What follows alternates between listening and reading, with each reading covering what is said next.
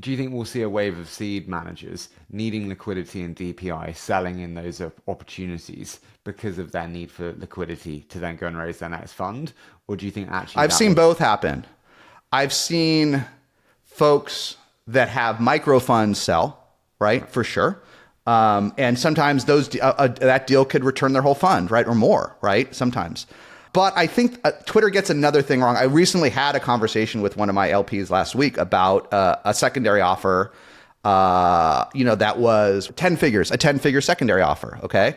And we both agreed no was the answer because we're in the business to make money. We don't want to take a discount, right? So I think what's confusing is like, is there pressure to do DPI versus TVPI and all this? Sort of. But the best LPs want these 6x, 8x, 10x funds. They really do. And they're more appreciative of how rare they are than we all thought it was.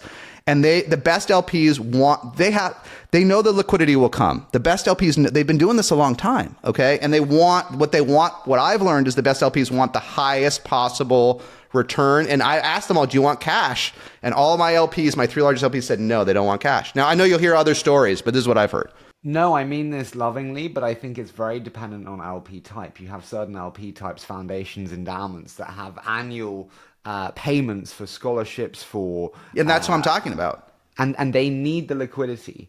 Yeah, but I'm not Andreessen or Sequoia. I can't give them 10 billion of liquidity, Harry. No, but they will take anything in liquidity right now. Okay, listen, you have a bigger lens than I do. But what I can tell you, I have a smaller group of but pretty good LPs. I'm just telling you what I've asked them all this literally the last couple of weeks. Everyone said we want more. We want a bigger return, right? In fact, one of my LPs told me this last week. Actually, we think you should reopen your last fund. Why? What was the because they think it could be a high enough return that they want to stuff as much as they can into that fund.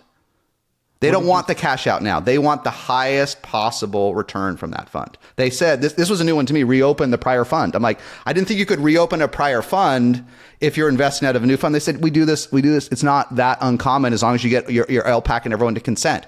If you can recycle or find other ways to put more money into a closed fund, put it in. Isn't that the opposite of DPI today?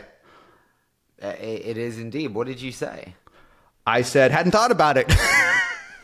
and their point is, don't confuse gross and net multiples. Their point is, this is a great strategy. They said all of our best managers deploy well in excess of 100% of the fund as quickly as possible. And it's fine to do it later. It's fine to do it late in the fund's life cycle. Things pop later. It's fine to do it. Getting that extra 3x on that extra money into the fund on that extra money can make the difference in those net returns. That was an aha moment to me, and I guess the thing about Twitter is different LPs are playing different games, right? And you've got to know what game they're playing. Doing a seed investment at 5 and exiting at 500 million sounds great, but if you own 10% and you have a $50 million fund, it's still only 1x. 1x doesn't pay the rent for anybody.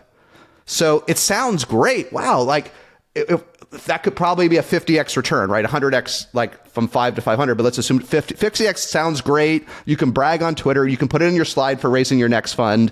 You can tell all of your friends. You can mock the folks that haven't had an exit. But if you're in it for carry, it's only a step, isn't it? No, it absolutely It's only is. a step.